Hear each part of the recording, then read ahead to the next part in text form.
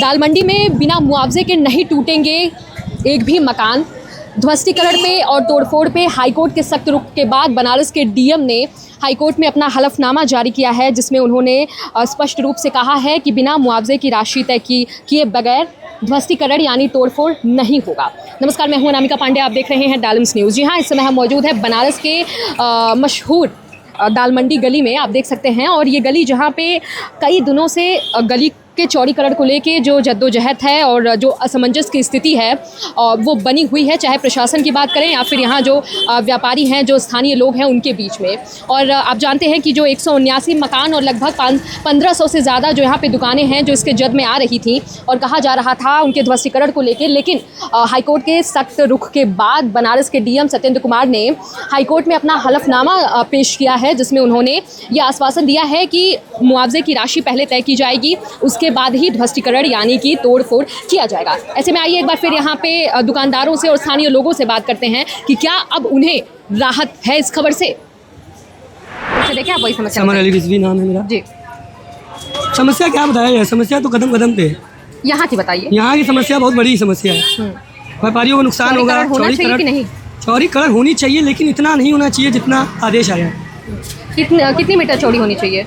सिर्फ पटरी है और सबका रोजगार जैसे चल रहा है वैसे चलता है, ताकि कोई परेशान ना हो। बेरोजगार जो हो जाएंगे वो कहाँ जाएंगे, कहाँ मांगेंगे, किससे मांगेंगे? मुआवजा दिया जाएगा। मुआवजा दिया जाएगा, लेकिन वो मुआवजा मेन मैटर मुआवजे का नहीं है। मेन मैटर ये है कि होना है, ज़रूरत नहीं लगती, होना नहीं चाहिए। होना नहीं चाहिए, ऐसा कुछ नहीं।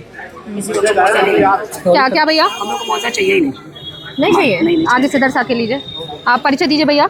मेरा मजाली रिजवी है, मैं यहाँ का दुकानदार हूँ। हम लोग को मुआवजा नहीं चाहिए।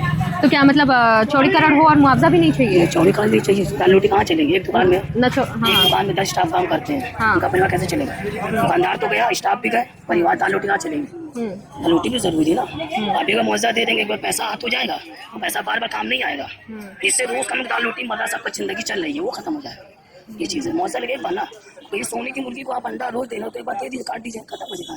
ये चीज़ है, शुरुआत आप लोग को शुरू से करना है। ठीक है, पहले तो आपकी जानकारी के लिए बता दें कि जो तोड़फोड़ की बात हो रही थी उसको लेके बनारस के डीएम साहब ने कहा है, हाईकोर्ट ने जो रोक लगाया था यथास्थिति बनाए रखने के लिए, कि पहले मुआवजा दिया जाएगा, उसके बाद ही ध्वस्तीकरण किया जाएगा।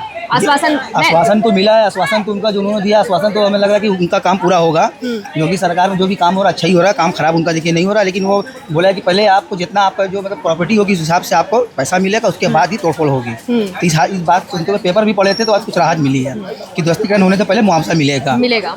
अब ये पहले किस चीज़ का डर था कि इतना ज़्यादा विरोध चल रहा था? पहले इस बात का डर था कि डायरेक्ट उन्होंने बोल दिया कि यहाँ से 17 मीटर चौड़ी होगी रोड, 17 मीटर चौड़ी होगी। अब दुकानें जाएंगी, उसमें कितना परिवार जाएगा, रोजी रोजगार चला जाएगा। इस वजह से इंसान को थोड़ा सा डर था, इस वजह से वो थोड़ा परेशान थे।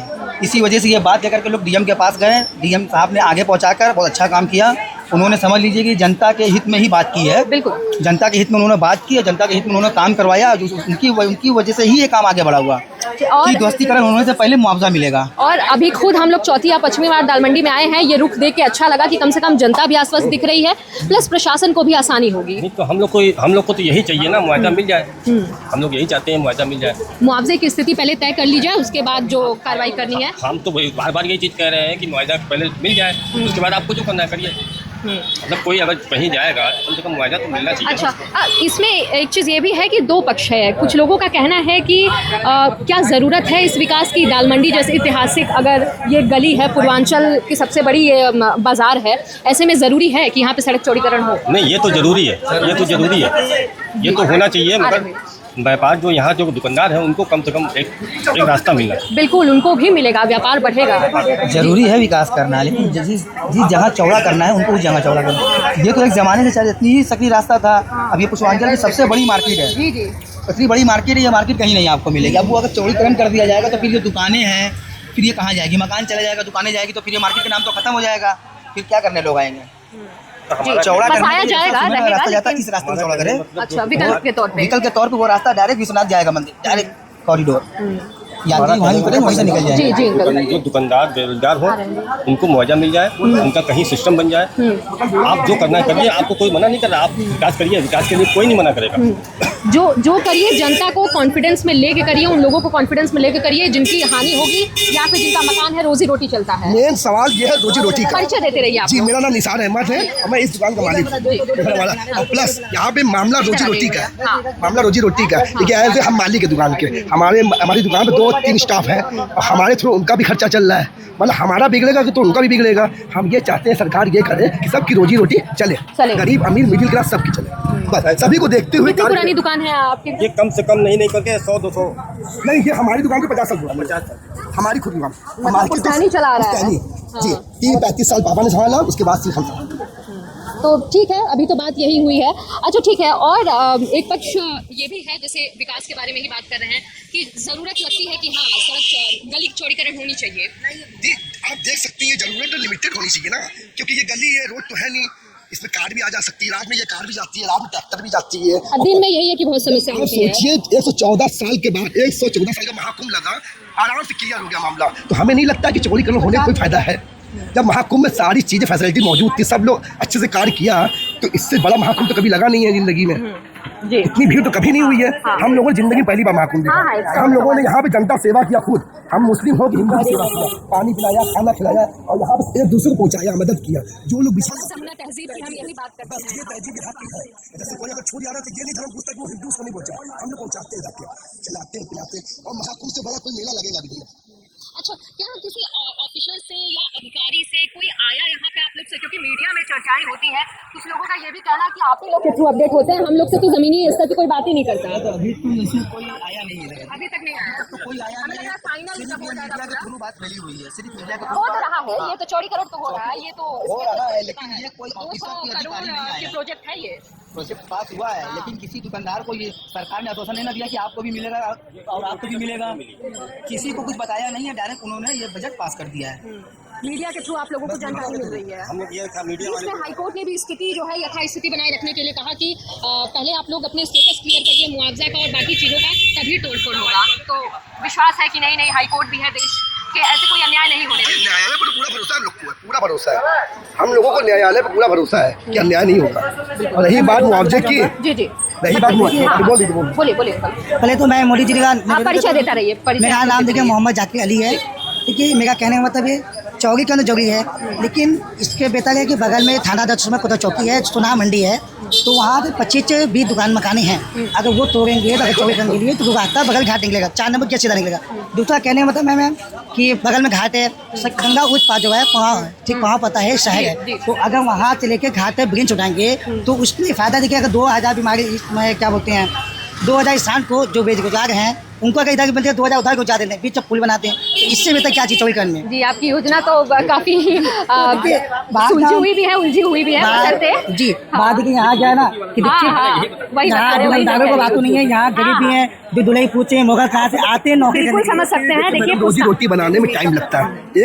भले आपको विकल्प दे दिया जाए, लेकिन एक बार सोचना पड़ता है कि यहाँ से जब उजड़ेगा कहाँ बसाएंगे। भले वो हाथ में पूंजी रहेगी, लेकिन एक बार सोचना पड़ता है। हम कहीं भी अगर रोजी रोटी अपनी बनाएंगे तो हमें वक्त लगेगा, क्योंकि कहीं हम अगर शुरू से जीरो से स्टार्ट करना पड़ेगा। नए लोग रहेंगे, नई जगह रहेगी, नया लोकेशन रहेगा। या तो फिर आप लोगों के लिए नगर निगम या सरकार खुद मल्टीपल शॉप्स खोल के दे दे कि नहीं आप लोग वहाँ बैठिए, जगह है, बाकी जो मुआवजा मिल रहा है विकल्प के तौर पे। बहुत रोजी रोटी का सवाल है, क्योंकि छोटी सी दुकान से इतना तो है कि हम अपना खर्चा चला लेंगे, अपनी ऑर्डर का खर्चा चला लेंगे, अपने माँ बाप का खर्चा चला लेंगे, अपनी जिंदगी हम गुजार देंगे, मतलब एक रोजी रोटी से। मैं ये कहना चाहूँगा, देखिए इतना बड़ा मेला घूम गया, महाकुंभ का खत्म हो गया, कितने व्यक्ति इसमें गिरे, ठीक है। अभी तक यहाँ का पाता देखो कि रोड से के वाले ये देखिए आपके सामने, मैं यहाँ का पाता कॉल करते थके नहीं, यहाँ का पास फोन रही जी पाते ना नीरज गुप्ता नाम है, नीरज गुप्ता, हम लोग फोन उठाए कितने यहाँ व्यक्ति की थे। ये देखिए छोटा लग जनता की, वो देखिए ये पहले चाहिए मैम चाहिए चौड़ी करने का, तो पहले चौड़ी की दुकान होगी जब जगह चाहिए। पहले ये जो मेन रास्ता चलने का वो नहीं हो पा रहा है, कितने व्यक्ति गिरते हाथ पैर टूट जाता है, हम लोग खुद इसको बनाते हैं। अब बताइए अब क्या कहें, हो सकता है हम लोग इंतजार कर रहे हैं और डायरेक्ट पूरा चौड़ीकरण होगा। पहले तो बीच में वो नहीं होगा। कहने का ये सरकार से ये मतलब है कि जो लोग को पैसा देते हैं वो अपना काम करें, चौड़ीकरण करना ठीक है। आप लोग को मुआवजे की स्थिति क्लियर करें, बस यही हम लोग को यही कहना है। अगर 10,000 दुकानें हैं तो 2 लाख का स्टाफ भी तो हैं, एक दूसरे जुड़े हुए हैं, स्टाफ भी जो आते हैं मैम तो भाई 2 पैसे कमाए, उन्हीं से उनका परिवार चल रहा है। उन्हीं से बिजनेस चल रहा है, दुकानदार है, दुकानदार का बिजनेस चल रहा है। बिल्कुल, सबकी निर्भरता आप लोग की रोजी रोटी इसी पे निर्भर है। तो सबका ना मन दिखना है, खाली अगर दुकानदार को देखें छोड़ के तो कोई मतलब नहीं होता है। मेन सुरक्षा होती है, शिक्षा होती है, शिक्षा कोई बात ही नहीं होगी, कहाँ जाके कोई बात ही नहीं होगी। मैं तो मुझे ज़्यादा ध्यान देना है, कहीं तुक्का खा दे ध्यान देना, लोग सब कुछ पे कोई ध्यान नहीं है। पहले आधी रात को लोग पे ध्यान देना। हम आपसे सवाल ये करना चाहते हैं, आप क्या चाहते हैं? एक चीज़ है कि ये मार्केट रहे कि नहीं रहे? एक चीज़ है कि मैं जब दाल मंडी आती हूँ तो यहाँ के लोग मुझसे ही डायरेक्ट सवाल करते हैं, क्या आप चाहती हैं? जवाब बताइए। पूर्वांचल की सबसे बड़ी मार्केट है और यहाँ सिंगापुर कहा जाता है, और यहाँ के बिना कोई शादी ब्याह लड़कियों का कुछ हो नहीं सकता है। कंप्लीट जितनी भी शॉपिंग कर लिया जाए, जब तक दाल मंडी में नहीं आएंगे तो शादी लड़कियों की कोई कंप्लेन नहीं होती है। तो यहाँ पे कस्टमर भी कह रही है कि दाल मंडी अगर चली जाएगी तो हम लोग कहाँ से शॉपिंग अपनी करेंगे? सरकार का ये कहना है कि जो गली है इसका चौड़ीकरण किया जाएगा, उसके बाद यथास्थिति ऐसे बसाया जाएगा जितना हो सके। लेकिन मेन चीज ये है कि यहाँ की जिनकी रोजी रोटी चल रही है उनको आप पहले कॉन्फिडेंस में लीजिए, सबसे बड़ी चीज यही है। जी जी अंकल, आप परिचय दीजिए, यहीं के हैं? नहीं कहें, लेकिन हम इसमें कुछ कहेंगे नहीं। आप उनको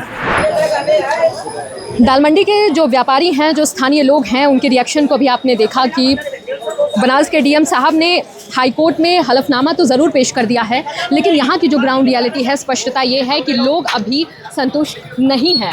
ज़्यादातर लोगों का कहना है कि चौड़ीकरण की ही आवश्यकता क्यों है, तो मुआवजे की स्थिति ही पैदा नहीं होती है। और अगर हम एक और पक्ष को बात करें तो मुआवजे की जो राशि है, जो रकम है, जो स्थिति है जिसको तैयार किया जाएगा, उसके बाद पारदर्शिता को बनाए रखना सरकार के लिए किसी बड़ी परीक्षा से कम नहीं होगा।